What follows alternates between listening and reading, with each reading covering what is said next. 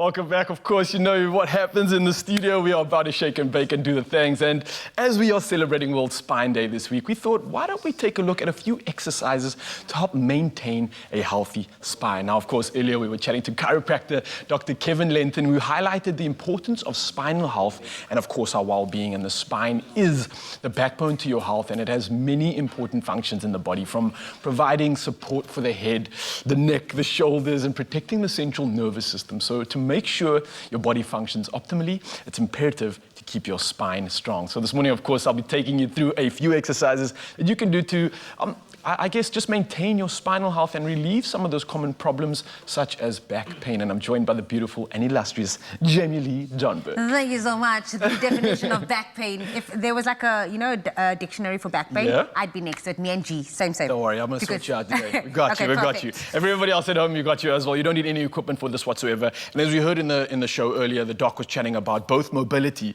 both strength, both core control, and everything that comes into play, and all the factors that help promote a healthy spine. All right, so what we're going to do is, starting on the ground is one of my most favorite exercises. It's going to work the lower back and work on mobility. So we're going to come into this prone position over here. Your knees are supporting you right underneath your hips, and then your shoulders are stacked with your hands just underneath your shoulders and also shoulder width apart. So we're going to do something called a cat-camel, and we're almost simulating the shape of a cat and a camel. But what this is doing is really mobilizing and warming up that lower back, okay, this region just above the glutes that you can see over here. So what we're going to do is we're going to pretend like we are a camel. So we're going to create a hump in our back and really pushing the ground and letting your scaps almost separate, and you're pushing through your scaps, squeezing through, really arching that back. And now you're going to lift your spine, curve your spine, lift your head up and tilt that chin towards the sky, and wagging your tail behind you at the same time as well. And then we're going to repeat that movement once again. So we're going back into the camel.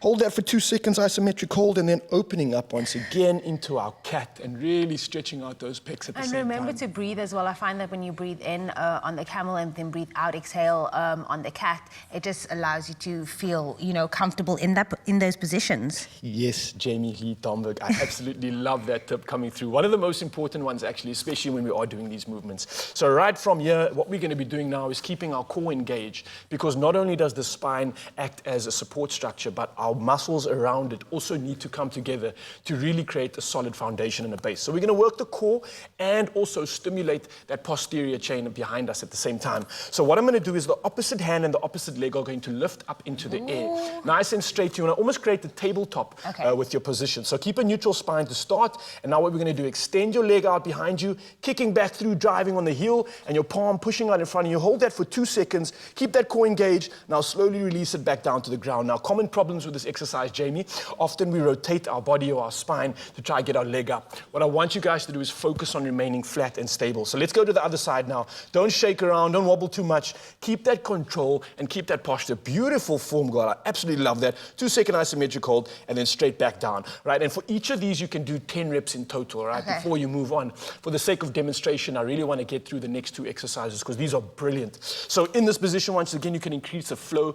10 reps, 10 reps. Third exercise now for 10 reps, 5 on each side. You're going to open up for a groiner, so we're also getting stimulation of the hips once again, and then a nice thoracic twist. So open up your back, reach up to the sky, and then come straight back down. And then you can go back to your tabletop and then over to the other side. So open up the groin, nice thoracic twist once again, reach up high to the sky, and then straight back down to the ground. Let's go for one more on each side just to show everybody at home once again, of course, really opening up. You really want to get a twist and follow your hand with your eye line. So really are looking at my hand with my head and my eyes, following it through. It's really going to rotate the neck as well and get that full on the thoracic twist and then coming straight back down.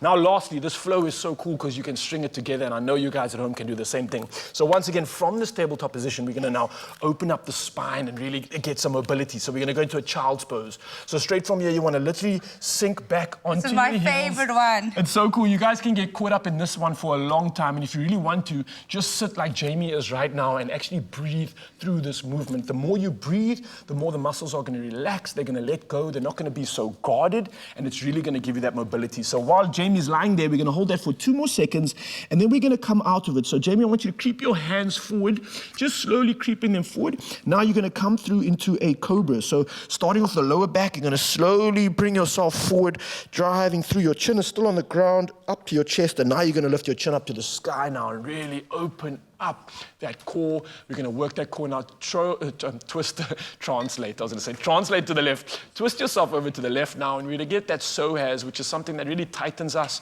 and really reduces our posture. Now let's move over to the other side as well for a nice little twist. Get that psoas working, and then you can go back into a child's pose once again. Absolutely love it. Now this is the end of the flow, guys. You can sit in this child's pose position, but of course you want to get 10 reps for every single thing that we did in this flow, and you guys can repeat this for up to 15 minutes. It's really good for mobility. Obviously we strengthen the core as well. And one other important thing is the spine. I was going to say, this could be an actual exercise, or it could be your cool down at the end of a workout. So if you are doing cardio, if you are pumping it out, doing a high intensity workout, just to relax the body and get, just that mobility again afterwards and regain yourself a perfect way to cool down. 100%. And if you did join us this morning, of course, you've earned yourself some perfect curls to go with it. Let's see what's cooking in the kitchen with Cat.